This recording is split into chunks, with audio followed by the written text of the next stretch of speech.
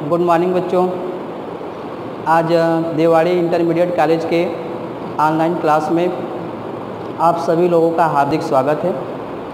जैसा कि आप लोगों को बताया गया कि फिजिक्स में हम लोगों का भौतिक विज्ञान में इकाई 2 चल रहा है। इकाई 2 में जो हम लोगों का लेसन स्टार्ट हुआ है वह हम लोगों का विद्युत धारा इलेक्ट्रिक करंट है, जिसमें कि हम लोग पहला भाग पढ़ चुके हैं। आप लोग को पहला भाग जो है अवेलेबल करा दिया गया है। अब उसके बाद हम लोग आगे का टॉपिक्स देखेंगे। पिछले टॉपिक्स में हमने देखा पढ़ा कि विद्युत धारा किसे कहते हैं, विद्युत धारा का मात्रक क्या होता है, उसका बीमा क्या होता है, और विद्युत धारा के विषय में हमने यह बताया कि विद्युत धारा जो है वह सदिश राशि नहीं है, क्यों है। उसके बाद उसमें हमने 3-4 टॉपिक्स दिए थे और उनमें उन टॉपिक्स में से 3 टॉपिक्स आपको जो है नोट्स करा दिए गए हैं। चौथा टॉपिक्स इसमें एक हम लोगों का बहुत ही इम्पोर्टेंट टॉपिक और सबसे बढ़िया टॉपिक इसमें था कि न्यूमेरिकल की दृष्टि से किसी चालक के वृत्ताकार पथ पर प्रवाहित धारा कितनी होती है, कई बार पूछा जाता है, जिस पर कि बहुत सारे न्यूमेरिकल्स भी आते हैं, कॉम्पिटिटिव एग्जाम्स में पूछे जाते हैं, वाइवा में भी पूछे जाते हैं। किसी चालक के या किसी चालक तार के वृत्ताकार पथ पर प्रवाहित धारा का मान कितना होता है। तो हम लोग जानते हैं Q बराबर, यहाँ से हम लोग देखेंगे धारा बराबर हम लोग पढ़ चुके हैं। धारा बराबर जो हम लोगों का मान होता है I बराबर Q/T, हम लोगों ने पिछले वीडियो में पढ़ा, क्योंकि धारा बराबर होता है आवेश बटा के समय। अब यहाँ से हम लोग देखेंगे, बात हो रही है वृत्तीय कक्षा की। तो वृत्तीय कक्षा में जब कोई चालक तार है, हमने पहले बताया है कि विद्युत धारा के प्रवाह का उत्तरदायी कारक जो होता है वो इलेक्ट्रॉन होता है, अर्थात आवेश होता है। तो यहाँ से हम लोग देखेंगे भाई विद्युत धारा बराबर होता है आवेश बटा के समय।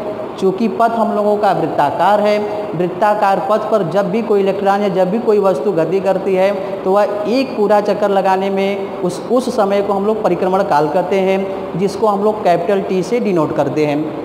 तो इसलिए I बराबर यहाँ पर हम लोग जो लिखेंगे, डिनोट करेंगे, प्रदर्शित करेंगे, वह हो जाएगा Q बटा के कैपिटल T हो जाएगा, जिसमें Q हो जाएगा हम लोगों का आवेश और T हो जाएगा कैपिटल T हम लोगों का परिक्रमण काल हो जाएगा भाई।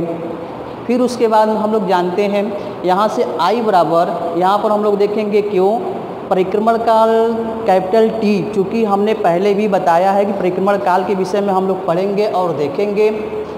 तो हम लोग एक सूत्र जानते हैं, परिक्रमण काल बराबर जो हम लोग का सूत्र होता है, अर्थात हम लोग निकालते हैं N/T = 1, या इसी टॉपिक से हम लोग लिखते हैं N को बताया गया है फ्रीक्वेंसी, जो हम लोग की आवृत्ति जो होती है उसको हम लोग N से डिनोट करते हैं या तो F से डिनोट करते हैं।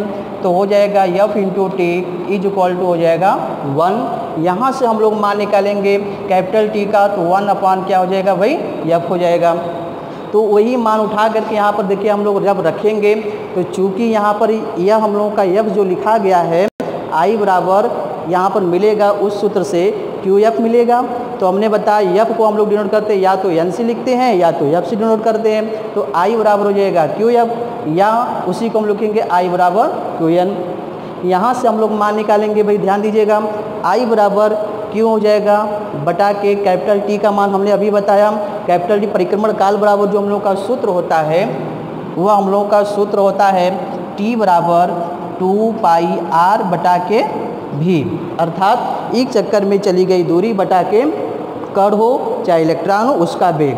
तो मान रख देंगे I बराबर हो जाएगा, यहाँ से I बराबर Q/2πr बटा में क्या हो जाएगा, v हो जाएगा। अब यहाँ से देखेंगे v जो है ऊपर चला जाएगा, तो I बराबर रिजल्ट हम लोगों का मिलेगा QV बटा के 2πr। और यह जो हम लोगों का फार्मूला है इम्पॉर्टेंट फार्मूला है, और इसको आप लोग नोट कर लीजिए और याद कर लीजिए, क्योंकि यह परीक्षा की दृष्टि से वेरी मोस्ट इम्पॉर्टेंट है। अब हम लोग क्या करेंगे कि अब इसी के आधार पर 1-2 न्यूमेरिकल देख लेते हैं, जो कि कई बार पूछे जाते हैं, पूछ लिया जाता है। तो अभी हम लोगों ने देखा, फार्मूला देखा, सूत्र देखा, उसके आधार पर हम लोग जो है 1-2 न्यूमेरिकल सवाल लगाएंगे, जो कि इम्पोर्टेंट है, कई बार पूछा जाता है और मौखिक रूप में भी पूछा जाता है, लिखित रूप में भी हम लोगों का आता है। तो एग्जाम्पल के रूप में यहाँ पर ब्लैक बोर्ड पर हमने सवाल को चूँकि लिख रखा है, जिससे कि वीडियो हम लोगों का शॉर्ट रहेगा, छोटा रहेगा। बाकी सवाल लिखने की वजह से वीडियो बड़ा हो सकता है। तो मैंने इसको पहले से लिख दिया है। पहला एग्जाम्पल के रूप में, हाइड्रोजन परमाणु का कोई इलेक्ट्रॉन 10⁻20 चक्कर प्रति सेकेंड लगा रहा है। वृत्तीय कक्षा में प्रवाहित धारा का मान ज्ञात कीजिए। अब हमको क्या करना है, पूछ रहा है कि वृत्तीय कक्षा में धारा का मान कितना होता है। तो हम लोग जानते हैं कि धारा का मान ज्ञात करने के लिए हम लोग सूत्र पढ़े हुए हैं, I = Q/T पढ़े हुए हैं। तो अभी हमने देखा कि वृत्तीय कक्षा में धारा का मान कितना होता है। तो सवाल में सबसे पहला काम न्यूमेरिकल लगाते समय हमने पहले बताया और अभी मैं बता रहा हूँ कि जो दिया होता है उसको हम लोग सबसे पहले लिखते हैं। लिखने के बाद में जो फार्मूला हम लोगों का लगता है, फार्मूला के आधार पर हम लोग सवाल को सॉल्व करते हैं। फिजिक्स में यही आप लोग ध्यान रखिए कि जो सबसे पहला न्यूमेरिकल लगाते समय बहुत सारे बच्चों की समस्या होती है कि सर इसको कैसे लगाया जाए, कौन सा फार्मूला लगाया जाए। तो इसका सबसे बढ़िया तरीका जो है, पहले सवाल में जो दिया है उसके मान को आप लोग डिनोट करिए, उसको मान को ज्ञात कीजिए, उसको लिखिए। लिखने के बाद में जो सूत्र सवाल जो कह रहा है उसके आधार पर आप फार्मूला लगाइए, सूत्र लगाइए, जिससे कि आपको न्यूमेरिकल लगाने में काफ़ी अधिक आसानी पड़ेगी।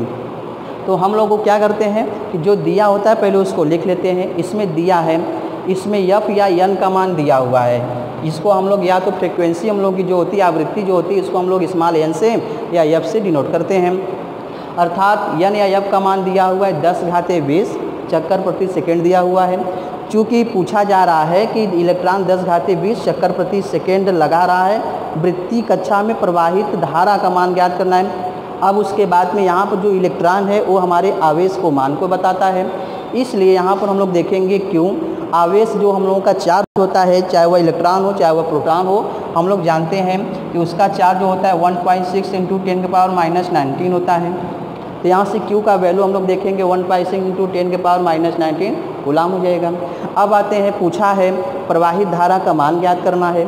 तो प्रवाहित धारा हम लोग जानते हैं I बराबर होता है QF। यहाँ से आप लोग जो है N भी लिख सकते हैं। अगर N का वैल्यू लिखेंगे तो N लिखेंगे और F का वैल्यू लिखेंगे तो F लिखेंगे। I = QF। यहाँ से हम लोग देखेंगे Q का वैल्यू जो दिया हुआ है हमको ज्ञात है 1.6 × 10⁻19 इंटू, फिर उसके बाद देखेंगे F अर्थात N का मान दिया हुआ है 10⁻20 दिया हुआ है। अब देखिए I बराबर, यहाँ पर हम लोग क्या करेंगे, यहाँ पर 10⁻−19 है, यहाँ पर कितना 10⁻20 है। हम लोग जानते हैं समान आधार में घातांकों को या तो जोड़ लिया जाता है तो घटा लिया जाता है। तो यहाँ से जब हम लोग घटाएंगे तो 20 में से जो है 19 चला जाएगा, 1 बचेगा। तो I बराबर बचेगा 1.6 इंटू, जब इसको हम लोग क्या करेंगे भी घटाएंगे तो आ जाएगा 10 बचेगा, 1 10 बचेगा। अब इसका हम लोग जो गुणा कर लेते हैं, गुणा करने के बाद में I का वैल्यू जो प्राप्त होता है वह 16 एम्पियर। ये हम लोगों का राइट आंसर है। इसको आप लोग अपने फेयर कापी पर नोट कर लीजिए। तो आप लोगों ने पहला सवाल नोट कर लिया, उसके आधार पर आप बुक का इस्तेमाल कीजिए। जितने भी न्यूमेरिकल्स मिलते हैं उसको आप सॉल्व करिए। जो भी समस्या होती है उसको व्हाट्सएप ग्रुप से जो है आप लोग जोड़ करके अपनी समस्या का समाधान ले सकते हैं। फिर आते हैं, इसी आधार पर हम लोगों का दूसरा टॉपिक, दूसरा सवाल है। यहाँ पर दिया हुआ है सवाल, L लंबाई के चालक तार को मोड़कर वृत्त बनाया जाता है जिसमें कोई इलेक्ट्रॉन v वेग से घूम रहा है।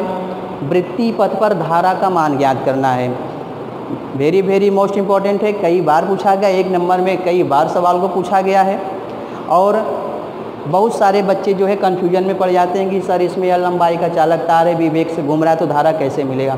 तो मैंने अभी सूत्र बताया कि वृत्तीय कक्षा में जो धारा का मान होता है हम लोग उसी सूत्र का इस्तेमाल करेंगे।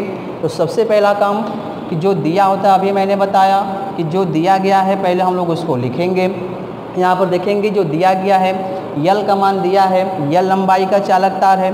तो चूँकि L लंबाई का जो चालक तार है भाई, मोड़ेंगे इसको तो पूरा का पूरा वृत्त बना देगा। हम लोग जानते हैं कि जब वो वृत्त बनाएगा तो यह पूरा का पूरा एक चक्कर जो जाएगा वृत्त की परिधि कहलाएगी। अर्थात L का मान हमको यहाँ से मिल गया 2πr मिल गया। फिर उसके बाद में कह रहा है वृत्त बनाए, इसमें कोई एक इलेक्ट्रॉन की बात कर रहा है।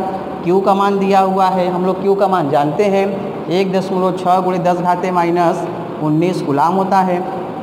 फिर उसके बाद में भाई देखिए ध्यान दीजिएगा, यहाँ से मान फिर कह रहा है घूम रहा है, वृत्तीय पथ पर धारा का मान ज्ञात कीजिए। वृत्तीय पथ पर धारा का मान देखेंगे I बराबर, अभी हम लोग सूत्र का डेरिवेशन किए हैं, क्यू भी बटा के 2πr। फिर उसके बाद यहाँ से देखेंगे Q का वैल्यू हमको दिया हुआ है, Q का वैल्यू दिया है 1.6 गुणे 10⁻−19 इंटू V वेग से वेग उसका दिया हुआ कितना दिया हुआ है, V दिया हुआ है। या तो हम लोग इसको इतना न करके इसको हम लोग डायरेक्ट लिख सकते हैं, E लिख सकते हैं, इंटू में लिख सकते हैं, V लिख सकते हैं।